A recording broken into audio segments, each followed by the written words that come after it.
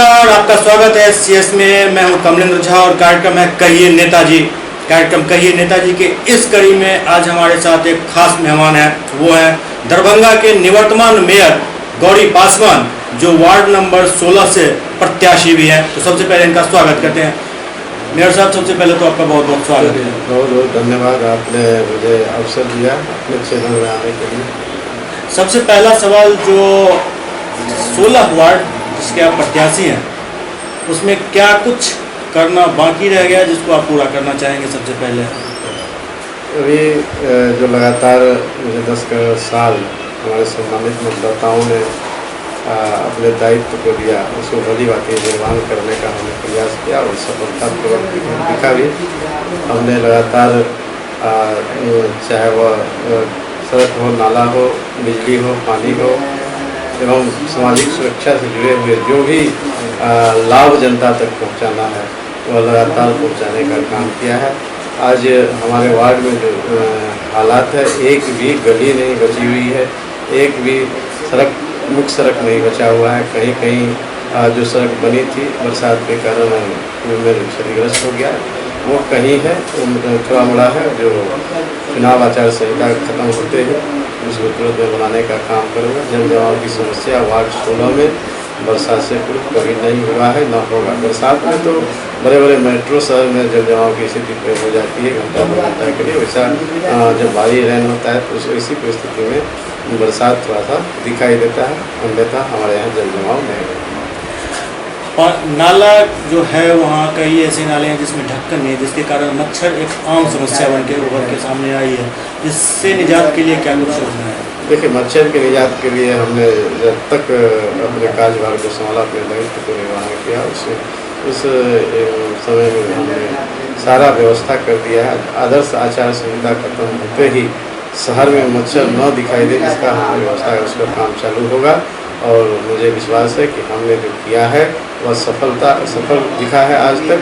और जो करके अभी जो किया करके दूसरे टर्म में जाने की बात है। जब दूसरा चुनाव में जब सदन में बैठूंगा तो इस पर चर्चा करके जल्दी से जल्दी इस पर कार्यान्वयन हो और मच्छर से निजात शहरवासियों को मिले, इसके लिए हमारा प्रयास लगातार जारी रहेगा। और निकट भविष्य में कुछ ही महीनों में हमको लगता है मच्छर से निजात शहर को मिल जाएगा। और बंदर भी एक बहुत बड़ा आतंक है जी, उसका भी हमने नियमतः सब कुछ कर लिया है। जो इसका स्पेसिफिक है उसको हायर करने का बात है, उससे हमसे बात हो गई है।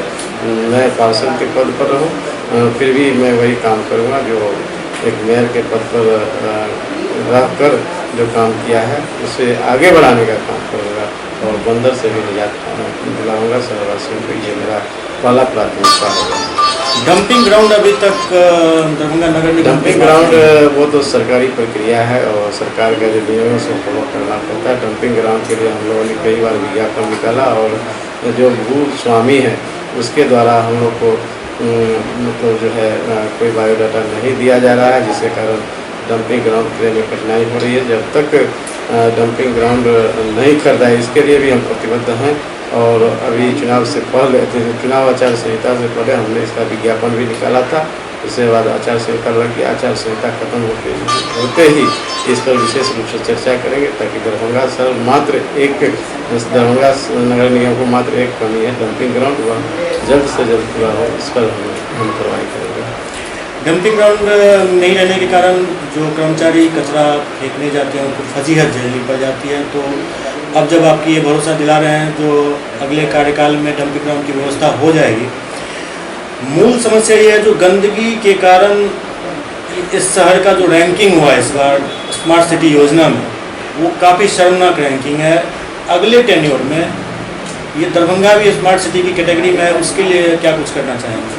देखिए, इसमें हमको लगता है जो हमारा प्रशासन है उसका कमी प्राथमिकता रहा है, जबकि जिस कैटेगरी में रखा गया उस कैटेगरी में नहीं होनी चाहिए। यहाँ निश्चित रूप से समस्या हुई है, जिस पर हमको लगातार बारीकी से ध्यान देते आए हैं। लेकिन इस आदर्श आचार संहिता में इस पर क्योंकि उसमें कुछ कर नहीं सकते हैं, इसलिए हमने इस पर कोई स्टेप नहीं लिया, जिसके कारण यह रैंक मिला है।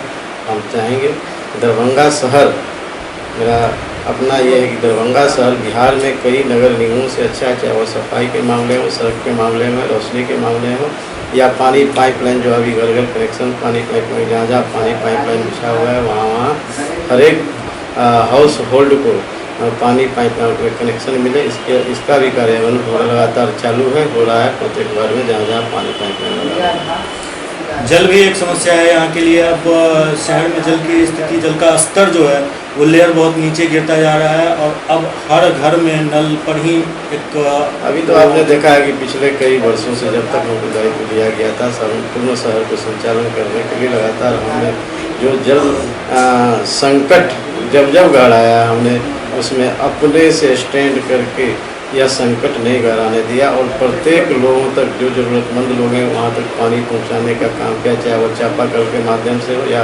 हमारे पास जो संसाधन है उसके माध्यम से हमने लगातार पहुँचाने का काम किया। मुख्य जो सड़कें हैं वहाँ पर पानी की एक गंभीर समस्या है, जहाँ लोगों का ज़्यादा आना जाना होता है। पहले ज़माना था जो पेड़ और ट्यूबवेल चापाकल ये रहता था, लोग पानी पी के कुछ देर छाँव में आराम कर लेते थे, लेकिन आज आप शहर की किसी भी गली से निकल जाएं, सड़क के किनारे मतलब पानी की व्यवस्था नहीं है।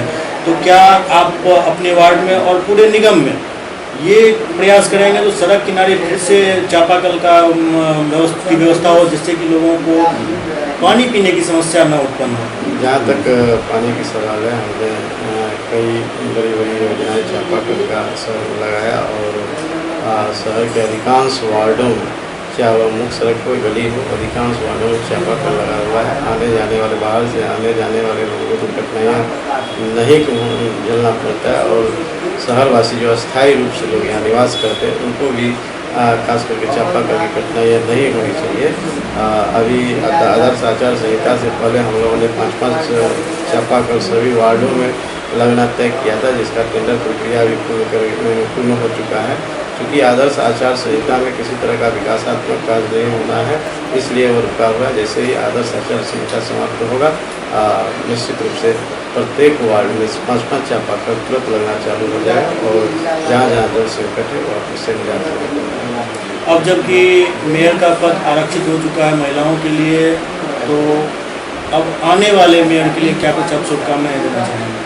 देखिए, जो भी हमारे सम्मानित महापौर के पद पर विराजमान हो, जिस तरह हमने लगातार अपने माननीय पार्षद महोदया के साथ जो बिहेव किया है, जो एक साथ हाथ में बैठने का काम किया, सभी को सम्मान देने का काम किया और ख़ास करके जो हमारा कर्मी है वह कैसे मजबूत हो ताकि हमारा जो काम है वह मजबूती से हो सके, उस पर मैं मैं ध्यान दिया हूँ और इसका नतीजा है कि लगातार विकास का काम गति से चला है। कभी नगर निगम में पार्षद और या मेयर या जो हमारे पदाधिकारी है उसमें कभी टकराव नहीं हुआ है, लगातार विकासात्मक कार्य होते रहा है, कभी अवरुद्ध नहीं हुआ है।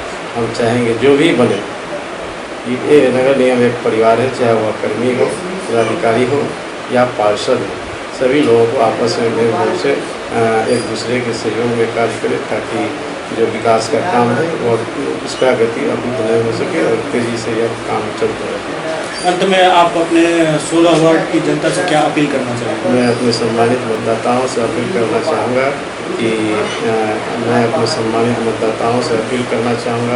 कि आपने मुझे जो लगातार पार्षद के पद पर यासीन 10 सालों तक किया और आपके सेवा में हम सम्मानपूर्वक खड़े रहें, सम्मानपूर्वक आपके दरवाजे तक विकास पहुंचाने का काम किया है। मैं चाहूँगा ताकि मैं आपका एक सम्मान हूँ, आप मेरा सम्मान है, आप मुझे वोट करें। निश्चित रूप से जिस तरह लगातार आपके सेवा में मैं तत्पर रहा हूँ, हर दरवाजे तक विकास पहुँचाने का काम किया है, वह तेज़ी से और हो, या हमारा वार्ड आदर्श वार्ड हो, यह मेरा सपना है और जल्दी से पूरा हो ताकि हमारा जो वार्ड है, हमारे वार्ड की सम्मानित जनता है, उसके शहर में सम्मान हो। मेयर साहब, CS से बात करने के लिए आपका बहुत बहुत धन्यवाद। Thank you. तो ये थे वार्ड नंबर 16 से प्रत्याशी गौरी पासवान, जो कि दरभंगा के निवर्तमान मेयर भी हैं। इनका सीधा सा कहना है जो बहुत कुछ विकास का कार्य इन्होंने किया है और जो कुछ बाकी रह गया है वो अगले टेन्योर में ये ज़रूर पूरा करेंगे। कार्यक्रम का ये नेताजी के इस अंक में अभी इतना ही। अगले अंक में फिर किसी और नेताजी के साथ आपके सामने उपस्थित होंगे। तब तक आप देखते रहिए CS न्यूज़। नमस्कार।